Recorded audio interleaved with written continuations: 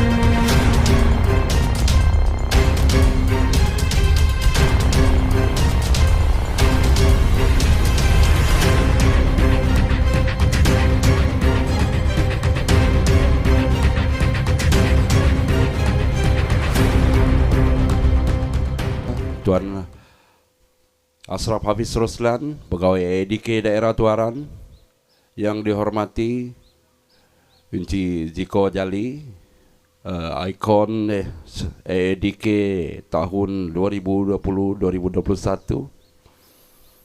yang saya hormati Encik Afizi Rumsani, pengurusi skuad EDK Tuaran, EJK skuad EDK Tuaran, tuan-tuan dan puan yang dihormati sekalian. Alhamdulillah pada pagi ini kita dapat berkumpul dalam suasana PKPB dan alhamdulillah cuaca begitu bagus untuk kita teruskan sedikit acara peringkat daerah Tuaran, yaitu Hari EDK Kebangsaan.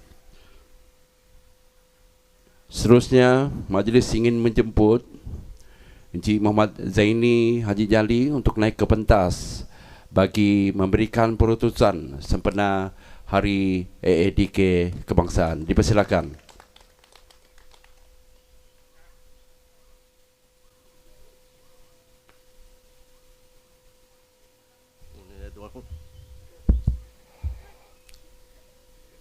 Bismillahirrahmanirrahim. Assalamualaikum warahmatullahi ta'ala wabarakatuh dan salam sejahtera. Alhamdulillah, setinggi-tinggi kesyukuran dipanjatkan kehadrat Allah Subhanahu wa ta'ala, kerana dengan limpah kurnia dan inayahnya kita bertuah dapat hidup dalam sebuah negara yang harmoni dan bersatu padu. Pandemik COVID-19 yang melanda seluruh dunia telah memberikan kesan kepada kehidupan harian kita. Namun begitu, melalui usaha-usaha berterusan kerajaan untuk mengekang penularan wabak ini, negara kita mampu membendungnya daripada menjadi semakin parah. Selain pandemik COVID-19, negara kita sentiasa diancam dengan pelbagai permasalahan sosial, antaranya penyalahgunaan dada. Pelbagai inisiatif telah dilakukan sejak dada diisytiharkan sebagai musuh nombor 1 negara pada 19 Februari 1983. Polisi dan komitmen negara terhadap usaha menangani permasalahan dada telah dinyatakan secara jelas melalui peruntukan akta-akta berkaitan dada dan dasar dada negara. Tanggungjawab dan peranan setiap pihak juga telah diperincikan dalam dasar dada negara. Dengan adanya usaha kolaboratif ini yang digerakkan secara bersepadu, insya Allah penularan penyalahgunaan dada dalam komuniti juga mampu dibendung daripada semakin parah. Pengamalan norma baru dalam membendung penularan wabak COVID-19 tidak akan menemui kejayaan sekiranya tidak dilaksanakan dengan baik oleh setiap lapisan masyarakat. Begitu juga halnya dengan permasalahan dada. Kita perlu memutuskan rantaian aktiviti-aktiviti penyalahgunaan dada. Masyarakat perlu bersama-sama dengan pihak kerajaan dalam memastikan bahawa persekitaran tempat tinggal, institusi pendidikan, pusat latihan kemahiran dan tempat kerja bebas daripada sebarang masalah berkaitan dada. Institusi pendidikan dan juga pusat latihan kemahiran sepatutnya menjadi medium terbaik bagi pembentukan sasiah dan pembangunan jati diri kerana sebahagian besar perkembangan individu berada di alam pendidikan secara formal. Murid dan pelajar seharusnya memanfaatkan tempat masa ini untuk turut membangunkan kemahiran kendiri seperti kemahiran asertif, kemahiran komunikasi dan kemahiran bersosial. Murid dan pelajar perlu sentiasa mengamalkan gaya hidup sehat melalui penglibatan aktif dalam aktiviti kokurikulum bagi mengelakkan terjebak dengan aktiviti pelencongan sosial dan penyalahgunaan dada. Persekitaran di tempat kerja pula haruslah sentiasa berada dalam keadaan yang kondusif. Program-program berkaitan kesedaran untuk meningkatkan tahap keselamatan dan kesihatan pekerja seperti program pendidikan pencegahan dada perlu dilaksanakan secara berterusan. Kerjasama ini sepatutnya akan memberikan pulangan keuntungan kepada negara dan masyarakat. Negara dapat menjimatkan kos untuk menangani permasalahan dada dan seterusnya mewujudkan persekitaran yang sehat dan selamat. Seiring dengan perkembangan teknologi semasa, penggunaan aplikasi dan teknologi baharu perlu sentiasa diteroka dan digunakan untuk memantapkan usaha menangani permasalahan dada. Mesej-mesej kesedaran anti dada perlu dipergiatkan lagi menerusi media-media baru bagi memperingati masyarakat tentang ancaman bahaya dada. Namun begitu, terdapat juga pihak yang tidak bertanggungjawab telah menyalahgunakan perkembangan teknologi.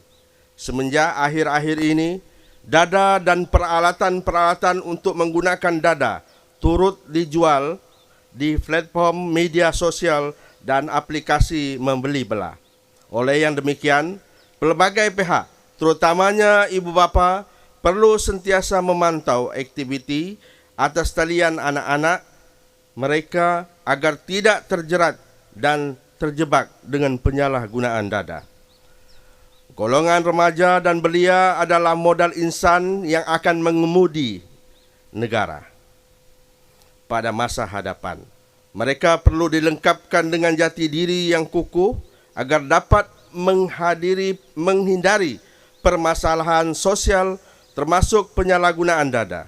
Faktor-faktor pelindung seperti pendidikan pencegahan dada perlu dipertingkatkan, manakala faktor-faktor risiko perlu dikurangkan.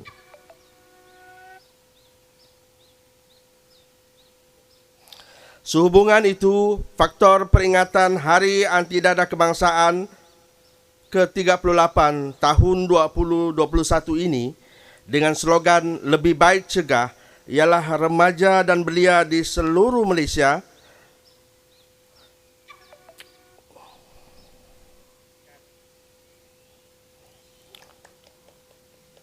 Tema ini dipilih bagi membendung semua pihak mengambil tanggungjawab dan tindakan awal dalam menangani permasalahan dada. Seiring dengan pepatah Melayu, mencegah lebih baik daripada mengubati. Umum mengetahui bahawa permasalahan dada adalah manifestasi permasalahan sosial yang lain seperti kerapuhan institusi rumah tangga, tahap pendidikan yang rendah, jenayah jalanan serta kemiskinan. Berikutan itu, dalam menangani permasalahan dada, usaha sebuah pihak saja tidak mencukupi. Usaha kolaboratif secara bersepadu daripada pelbagai pihak perlu dilaksanakan bagi mengatasi permasalahan-permasalahan ini di peringkat awal. Agensi Anti Dada Kebangsaan juga akan meneruskan sasaran dada terkawal 2025. Usaha ini akan dilaksanakan berdasarkan model-model yang telah dikenal pasti semasa pelaksanaan projek inisiatif bersepadu menangani permasalahan dada, substan dan pelancongan sosial pada tahun 2020. Walaupun tema pada tahun ini merupakan menumpukan kepada aktiviti-aktiviti pencegahan, rawatan dan pemulihan terhadap mereka yang telah menyalahgunakan dada dan akan tetap diteruskan. Agensi Anti Dada Kebangsaan menyeru kepada semua yang telah terlibat dengan penyalahgunaan dada untuk mendapatkan rawatan dan menjalani pemulihan secara sukarela sama ada di fasiliti yang disediakan oleh kerajaan ataupun swasta. Sementara itu, operasi penangkapan dan penahanan pula akan juga diteruskan supaya kumpulan ini akan dapat dirawat dan dipulihkan sewajarnya. Di kesempatan ini, saya mewakili Agensi Anti Dada Kebangsaan merakamkan ucapan setinggi-tinggi penghargaan kepada semua pihak yang telah bersama-sama menangani permasalahan dada. Semoga usaha kita akan terus mendapat sokongan masyarakat dan beroleh keberkatan Allah Subhanahu wa taala.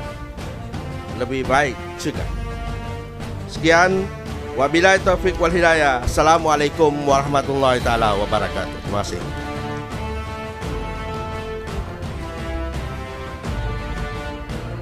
Waalaikumsalam warahmatullahi wabarakatuh. Majlis merakamkan ribuan terima kasih kepada ikon Anti Dada daerah tuaran kita dengan keputusan yang begitu hebat sekali sebentar tadi. Seterusnya, majlis ingin menjemput Encik Afizi Romzani, pengurusi skuad Anti Dada daerah tuaran, diiringi oleh Tuan Ashraf Habis Roslan, pegawai EDK tuaran, untuk naik ke atas pentas bagi menyempurnakan majlis penyerahan baju dan sijil kepada ikon Anti Dada daerah tuaran. Seterusnya, penyampaian sijil kepada ahli jawatan kuasa skuad Anti Dada daerah tuaran. Dipersilakan.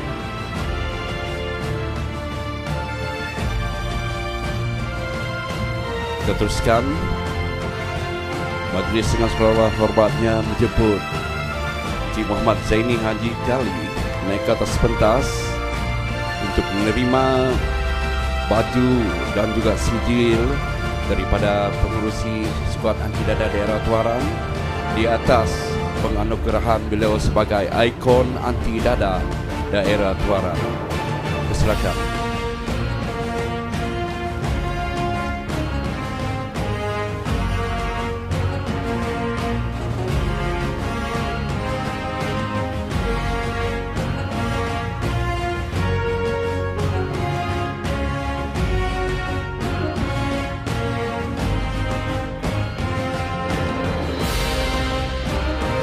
Lebih baik cegah, lebih baik cegah, lebih baik cegah.